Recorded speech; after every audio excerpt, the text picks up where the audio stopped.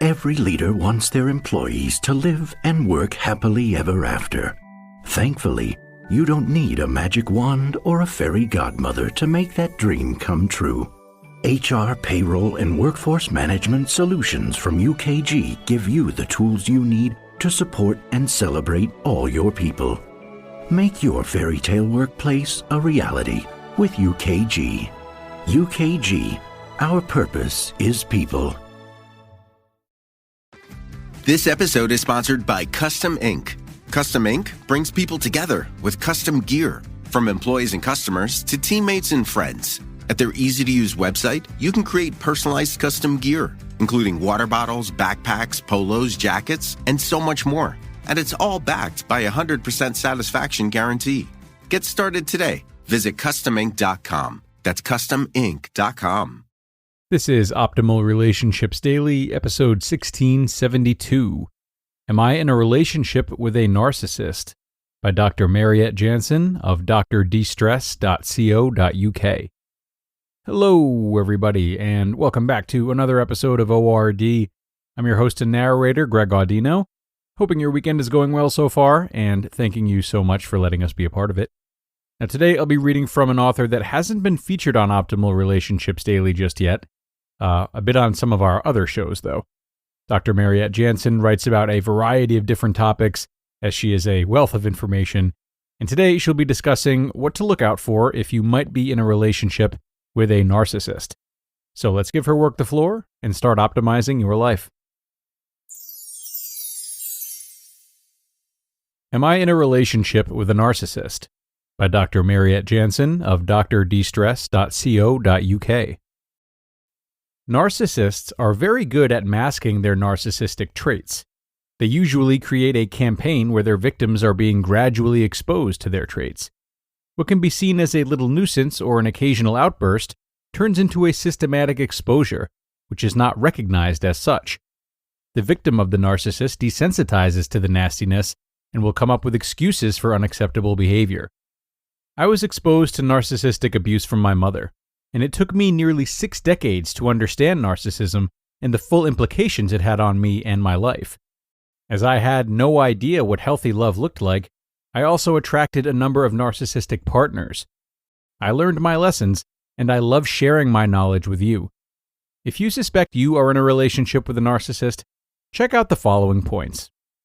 Number 1. You spend a lot of mental and emotional energy on your partner. Most of your time, you're thinking about them and the two of you. You keep on asking yourself, why would they react like this? Are they stressed, tired? What can I do to make them better? Was it my fault that we had that argument?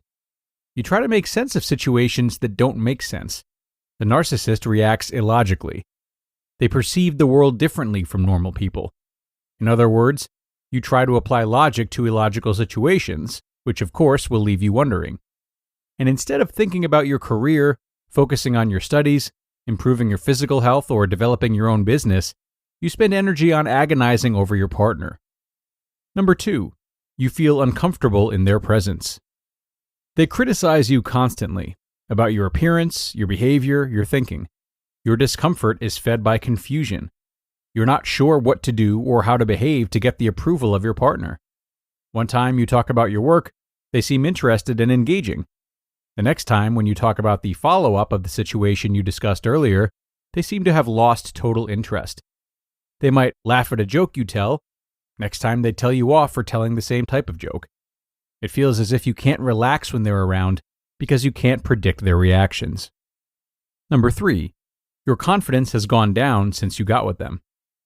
You were always bubbly and enthusiastic. You had no problem to do something spontaneously, and you felt happy in your own skin.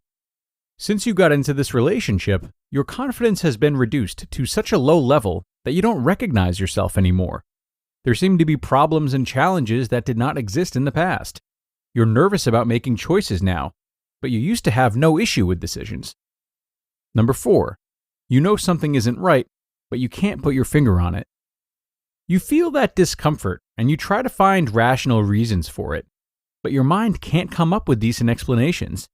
You tell yourself you're making things up and are overreacting. But who is telling you that? That might be your partner.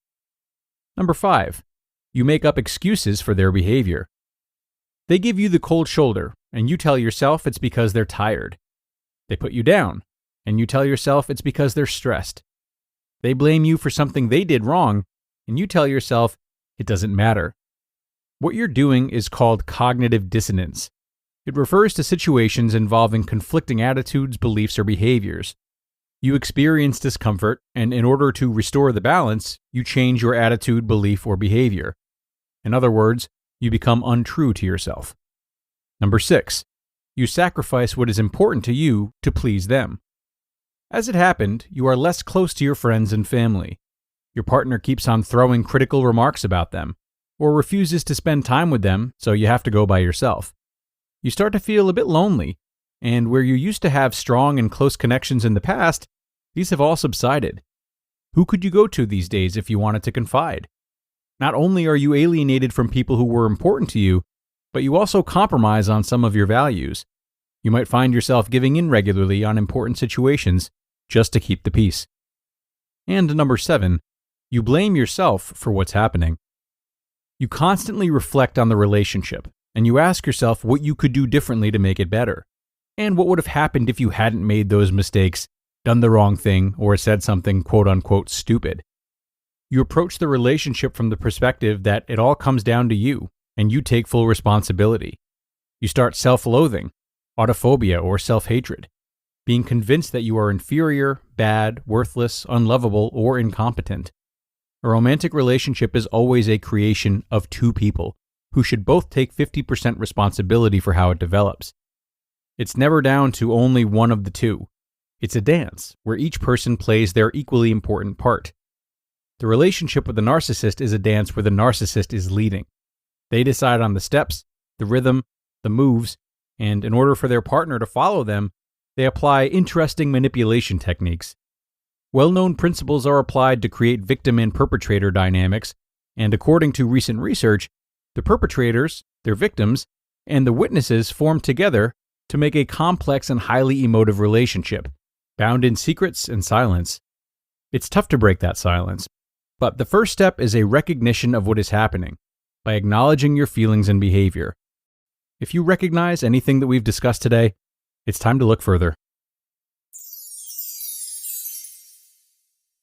You just listened to the post titled, "Am I in a Relationship with a Narcissist?" by Dr. Mariette Jansen of Destress.co.uk. And thanks so much to Dr. Mariette for that one. Definitely a post that might get you thinking about the health of your own relationship. And although by the title it's directed at our partners, it's my belief that this article is just as much about us and what we allow in our relationships.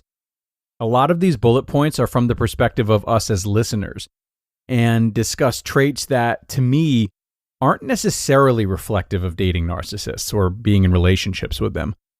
If we're making too many sacrifices for our partners, or we blame ourselves fully for relationship troubles, or have lessened confidence since being with them, these could all be things that have to do with us.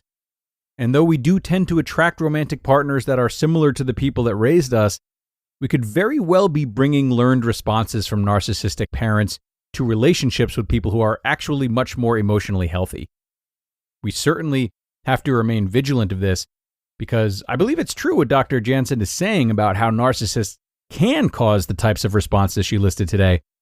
But we also possess the ability to deflect our own inconsistencies onto other people, labeling our partners as something they're not, because in actuality, we are still caught in our own trauma loops. So take this article with you and consider it, but while you're considering it, ask yourself whether or not the feelings she talked about today are necessarily fully brought on by your partner. How much of it could reflect a pattern of yours? And how can you accurately answer that question without trying too hard to defend either party? Okay, everyone. And now that will bring us to the end. Thank you so much for coming today and making another episode possible. It was definitely a full episode that I feel left quite an imprint. I wish you luck as you think about what we heard today, and do be sure to stick around for our bonus episode, which is live now as well. That'll be number 1673 in your feed, and I will hope to see you there, where your optimal life awaits.